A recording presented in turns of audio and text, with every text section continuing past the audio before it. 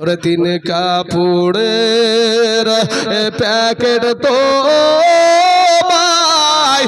বানায়া রাইখা দিবে কবরেতে সুয়ায়া ভাই গো রাইখা দিবে কবরেতে সোয়া তিন কাপড়ের প্যাকেট তো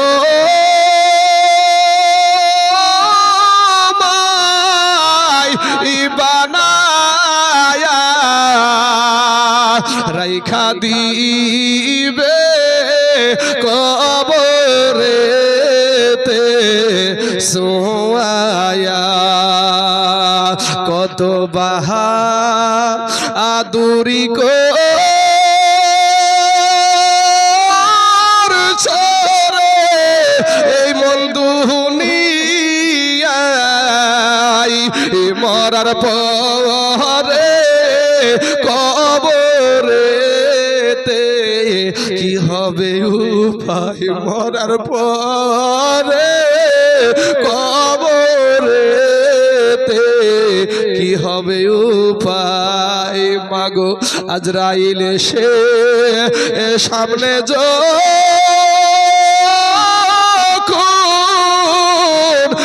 দাঁড়াবে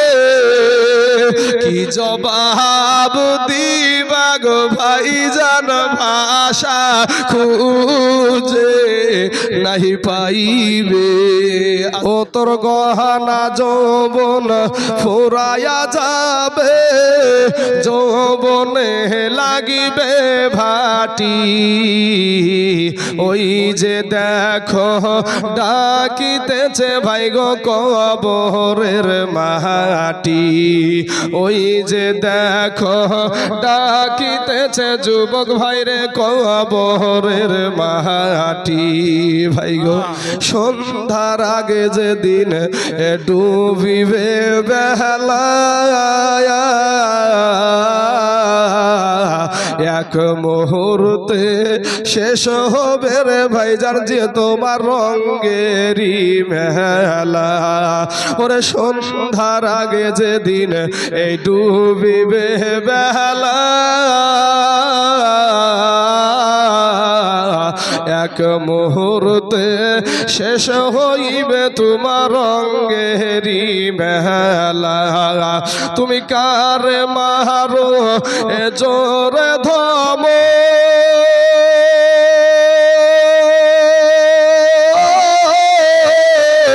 কার মাথায় ভাঙিবা লাঠি বাবা কার মারো জোরে ধমক কার মাথায় ভাঙিবা লাঠি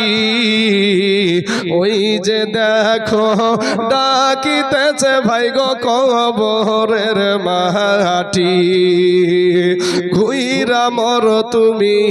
এই মায়ারি পিছে এত আশা ভালোবাসা সবই যে মিছে ওরে ঘুইরা মর তুমি এই মায়ারি পিছে এত আশা ভালোবাসা সবই যে মিছে কোনদিন জানি আইসা পড়ে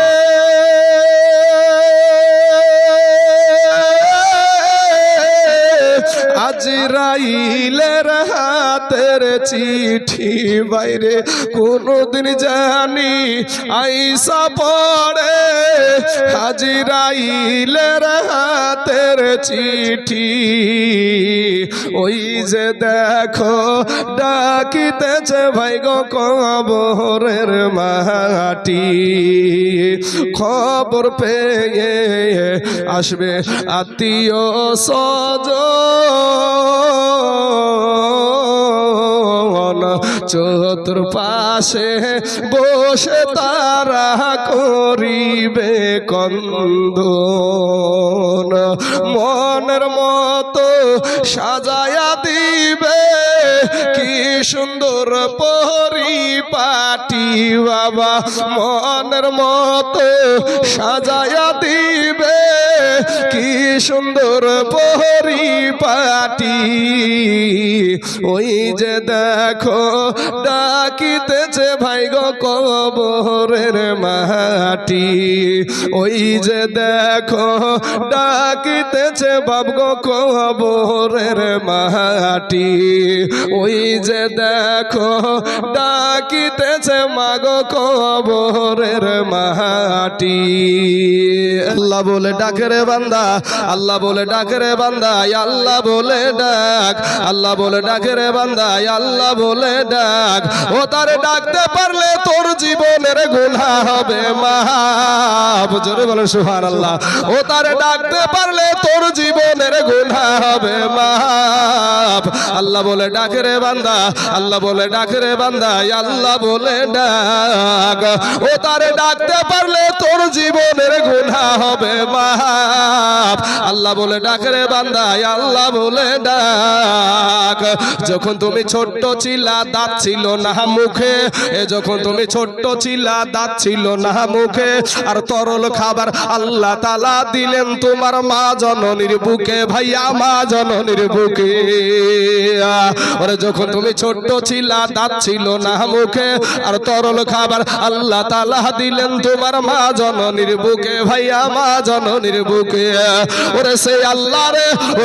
আল্লাহ রে ভুইল না রে সেই আল্লাহ রে ভুইল না রে জীবন যায় কার থাক আল্লাহ বলে ডাকে রে বান্দা আল্লাহ বলে ডাক আল্লাহ বলে ডাকে রে বান্দা আল্লাহ বলে ডাক ও তারে ডাকতে পারলে তোর জীবনের গুনাহ হবে মাফ ও তারে ডাকতে পারলে তোর জীবনের গুনাহ হবে মাফ আল্লাহ বলে ডাকে রে বান্দা আল্লাহ বলে ডাকে রে বান্দা আল্লাহ বলে ডাক ও তারে ডাকতে পারলে তোর জীবনের গুনাহ হবে মাফ আল্লাহ বলে ডাকে রে বান্দা আল্লাহ বলে ডাক যখন তোমার কেউ ছিল না তখন ছিলেন উনি এখন তোমার সব হইয়াছে পর হইয়াছে তিনি রে বাবা পর হইয়াছে তিনি বাপ এখানে একটা জিনিস বুঝাইয়া দিই আপনি আমি যখন মায়ের পেটে ছিলাম জীবিত ছিলাম না মরা ছিলাম কথা বলেন না কেন গো জীবিত ছিলাম মা জননীকে জিজ্ঞাসা করবেন নিজের বিবিকে জিজ্ঞাসা করবেন আরে সন্তান পেটে লড়ে চড়ে রে তো বলবে হ্যাঁ লড়ে তো লড়লে তো জীবিত থাকবে নাকি মরা হলে লড়বে না তো এই জীবিত থাকতে হলে খাবারের প্রয়োজন হয় এই খাবার কে দিল বাবা মনে হয় মমতা ব্যানার্জি মনে হয় খাদ্য সুরক্ষার কার্ড মাঠ বাঁধায় মায়ের পেটে দিয়েছিল নাকি গো হ্যাঁ দেয় নাই আমার আল্লাহ পাক বলছে বান্দা রে তুই মায়ের পেটে তুই জীবিত থাকবি তো তুই বেঁচে থাকার জন্য তো তোর খাবারের প্রয়োজন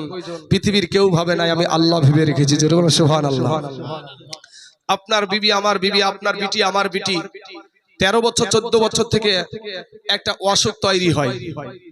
এই অসুখটা যখন সন্তান পেটে বাচ্চা আসে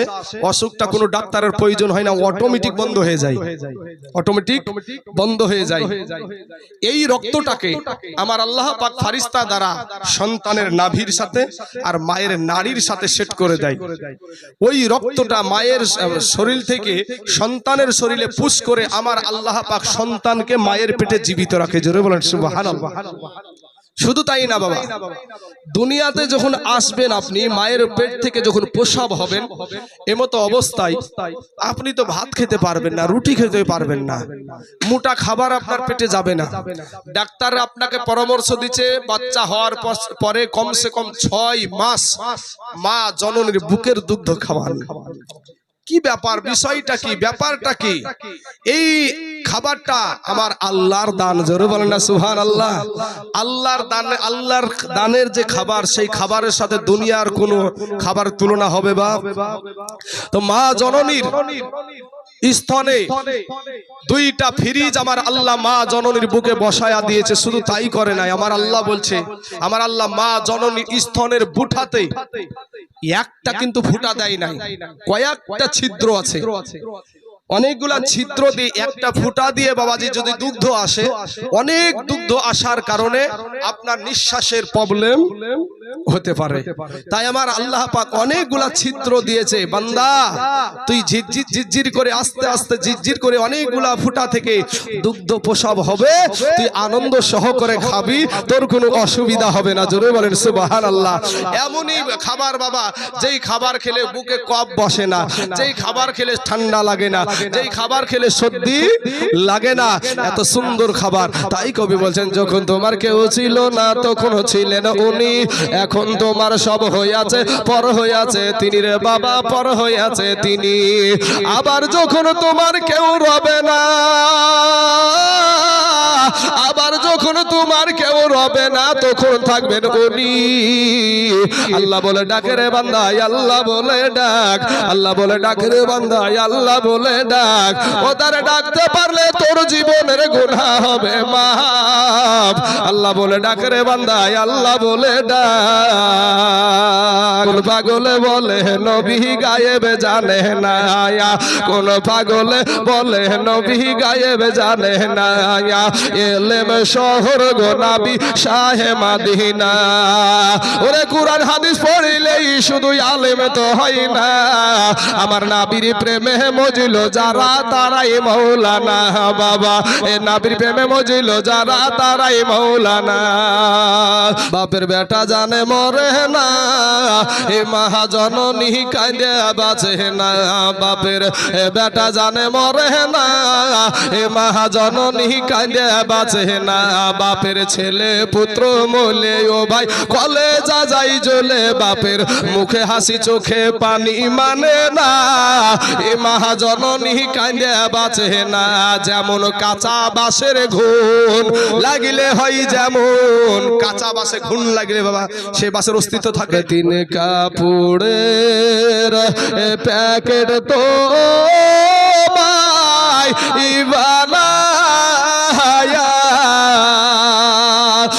রাইখা দিবে কবরেতে সোয়া ভাই গো, রাইখা দিবে কবরেতে সোয়া। তিনি কাপড়ের প্যাকেট তো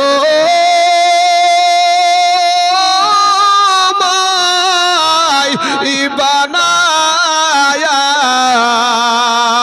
রাইখা দিবে কবরেতে সোয়া। কত বাহা আদুরি কো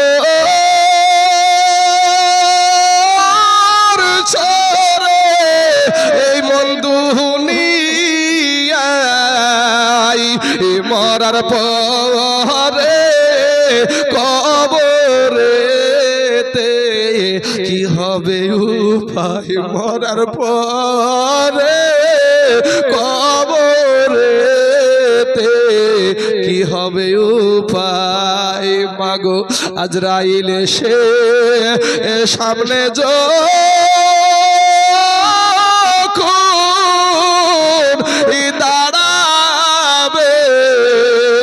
কি জবাব দিবা গো ভাইজান, ভাষা খুঁজে নাহি পাইবে। রূপ যৌবনে যদি, রূপ যৌবনে যদি থাকে অহংকার, আর গোরস্থানে যায়া দেখো হাল তথাকার। কত যে সুন্দর নারী এই কবরে শুইয়া, কত যে সুন্দর ছেলে এ কবরে শুইয়া, রূপ যৌবন গেল মাটিতে মিশিয়া। যাহাদের রূপে বড় গর্বিত ছিল, তাহাদের রূপ দেখো মাটিতে খাইল। উঠাও উঠাও মাল গাড়ি গাড়িতে ভরিয়া আর গাড়ি যখন ছেড়ে দিবে পস্তাবে বসিয়া খোদারি হুকুম হবে ছেড়ে দিবে গাড়ি আর জমিনেতে পড়ে পড়ে দিবে গড়াগড়ি কহব রে রি কি আজা আব গো বন্ধু ও মা খালারা কি বলিব গো যন্ত্রণা